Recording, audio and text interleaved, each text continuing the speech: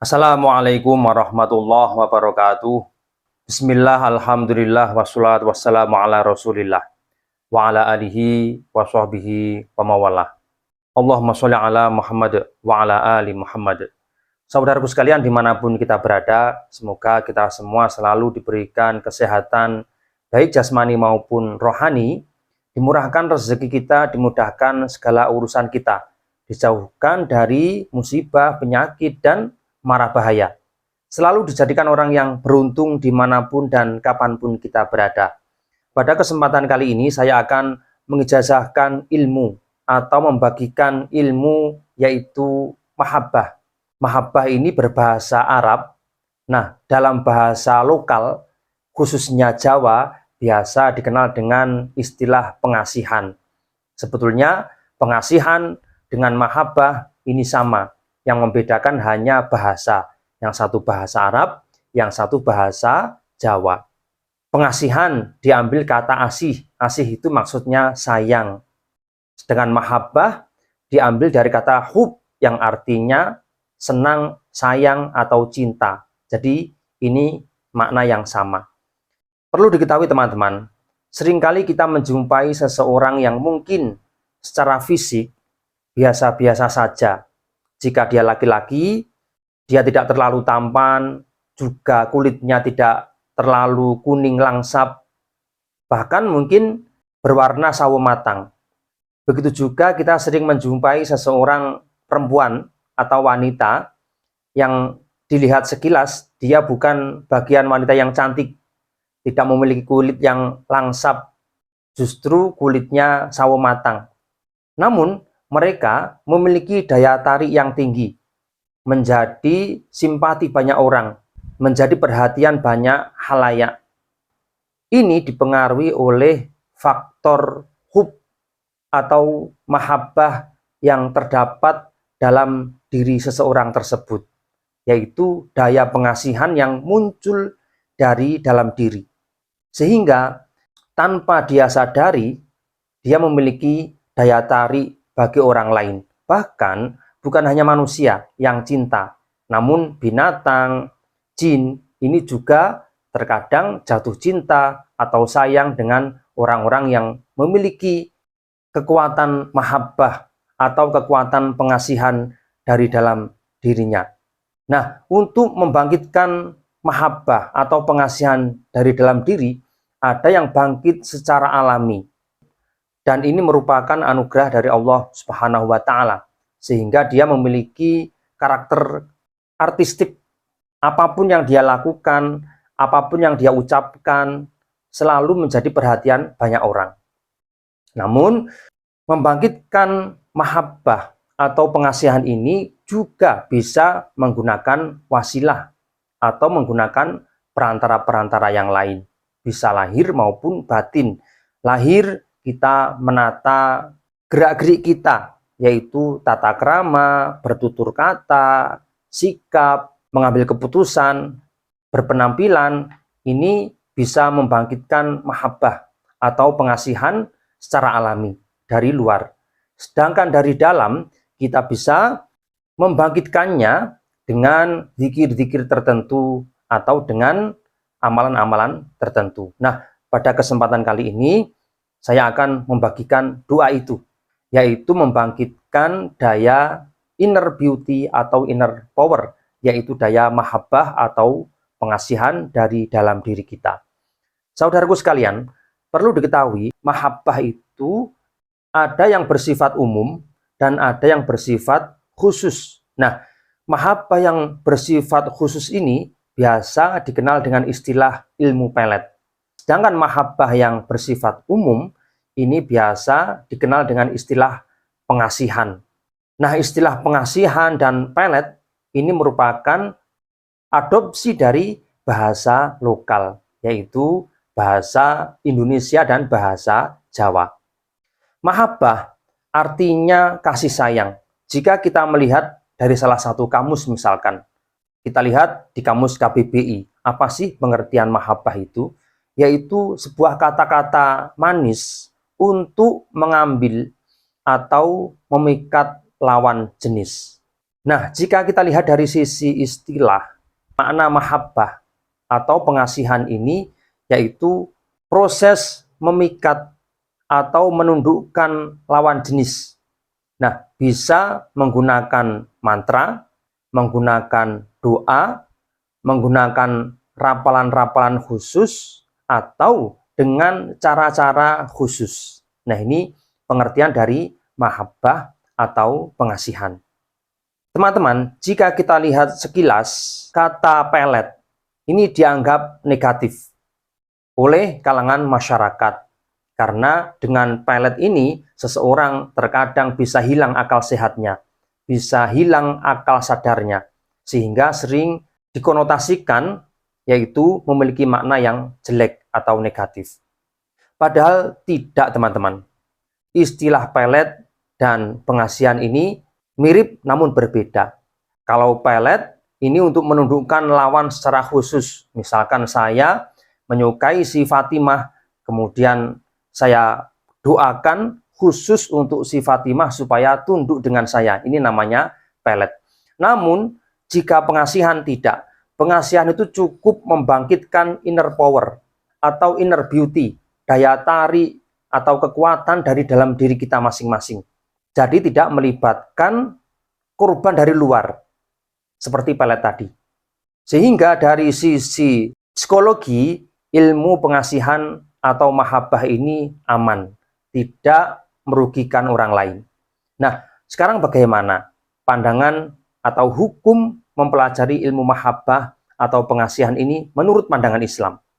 Perlu diketahui teman-teman, membaca Al-Quran atau membaca zikir-zikir tertentu selama membacanya benar dengan tajwid yang benar dan dengan cara yang benar, kemudian dengan niat yang benar, yaitu hanya karena Allah Subhanahu wa Ta'ala, maka diperbolehkan.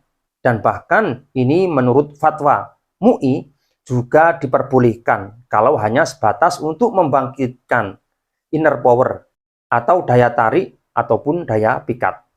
Nah, ketika kita membaca zikir, membaca ayat-ayat tertentu dengan niat yang benar, dengan cara yang benar, maka tetap terhitung ibadah dan mendapatkan pahala dari Allah Subhanahu wa Ta'ala. Dan kita tidak menyalahgunakan ayat-ayat Al-Quran itu untuk kepentingan-kepentingan yang tidak bisa dipertanggungjawabkan, baik secara sosial maupun secara agama. Nah, adapun dari sisi manfaat, kita mengambil sir atau rahasia yang terdapat dari ayat atau zikir-zikir yang kita baca tersebut.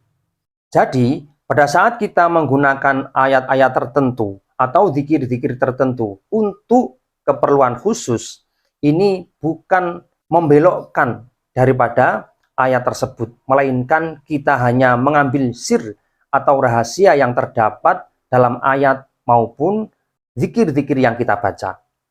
Ini sebagaimana yang dilakukan oleh Rasulullah SAW pada saat menundukkan kafir Quraisy yang hendak membunuh beliau, dan beliau membaca salah satu dari ayat dalam surah Yasin, kemudian mengambil pasir dan dilempar-lemparkan ke sekeliling rumah, kemudian mereka tertidur. Nah, ini sebagai contoh bahwa ayat ini bisa kita ambil sir atau rahasianya untuk keperluan kita, apapun itu bentuknya. Saudaraku sekalian, untuk membangkitkan pengasihan atau mahabbah dalam diri kita, kita ambilkan dari salah satu ayat yang terdapat dalam surah Yusuf yang berbunyi, A'udzubillahi minasyaitonirrajim, Bismillahirrahmanirrahim. Idz qala Yusufu li abihi, ya abati inni ra'aitu ahada asyara kawkaban wasyamsa wal qamara ra'aituhum li sajidin. Jadi ini yang kita baca untuk membangkitkan daya mahabbah atau pengasihan. Lalu bagaimana cara mengamalkan zikir ini supaya berfungsi atau supaya aktif dalam proses membangkitkan inner power atau inner beauty dari dalam diri kita? Kita baca ayat ini setelah sholat fardu, bisa dibaca 1 kali. atau bisa dibaca di malam hari.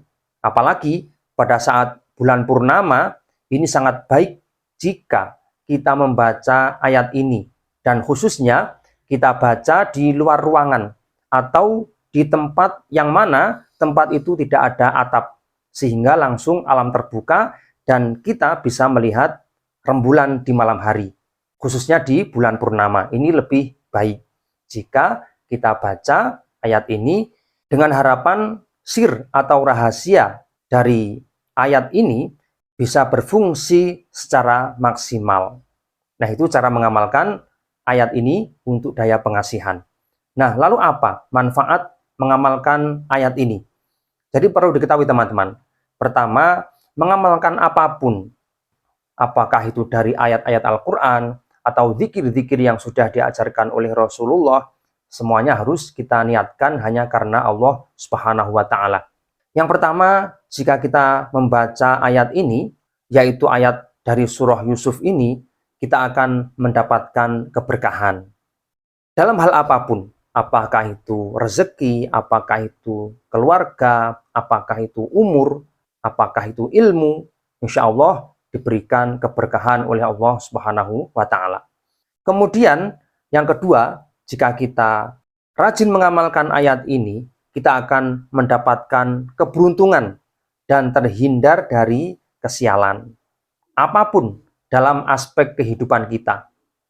Apakah itu kerezekian, apakah itu karir, apakah itu pekerjaan, semuanya tercakup dalam manfaat mengamalkan ayat ini.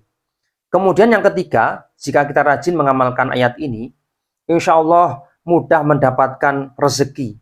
Karena kita banyak memiliki relasi, memiliki banyak hubungan dengan orang lain. Sehingga karena banyak relasi, banyak teman, banyak hubungan, dan di mana-mana selalu disayangi, dicintai orang lain, maka mudah bagi kita untuk mendapatkan rezeki, apapun bentuknya itu. Kemudian manfaat yang keempat, jika rajin mengamalkan ayat ini, yaitu mudah mendapatkan pekerjaan. Sama seperti sebelumnya, karena kita banyak relasi dan disukai oleh banyak orang, artinya orang itu cocok dengan kita, maka pada saat kita butuh pekerjaan, untuk mendapatkan pekerjaan itu sangatlah mudah bagi kita. Kemudian yang kelima, jika kita rajin mengamalkan ini, bagi yang belum memiliki pasangan, insya Allah mudah untuk mendapatkan pasangan. Bagi yang masih jomblo, baik perjaka, duda, perawan, atau janda, silahkan amalkan ayat ini supaya jodoh kita segera didatangkan oleh Allah Subhanahu wa Ta'ala, tentunya jodoh yang tepat bagi kita, bukan jodoh yang jelek. Kemudian manfaatnya keenam, jika rajin mengamalkan ayat ini, insya Allah dia selalu disayang oleh pasangan, baik suami atau istri, mertua, atasan, keluarga, atau masyarakat secara umum. Karena memang fungsi ayat ini adalah untuk meningkatkan daya mahabbah atau daya pengasihan dari dalam diri kita. Kemudian yang terakhir, jika kita rajin mengamalkan ayat ini, insya Allah kita selalu tampil mempesona, tampil menarik. Walaupun yang kita pakai ini barang-barang yang tidak branding, tidak terkenal, pakaian kita sederhana, tapi kita memakainya dengan cara yang sudah diajarkan oleh Rasulullah, yaitu dengan pakaian yang rapi, wangi. Maka penampilan kita selalu terlihat mempesona di hadapan orang lain. Nah, dengan segudang manfaat seperti ini, sekaligus menjadi ukuran bahwa energi mahabbah atau energi pengasihan sudah bangkit. Sehingga apa? Pada saat energi ini sudah bangkit, manfaat-manfaat yang sudah kita jelaskan tadi akan kita dapatkan. Oleh karena itu, silahkan ayat ini diamalkan. Ayatnya cukup pendek, cukup dibaca 1 kali setiap hari.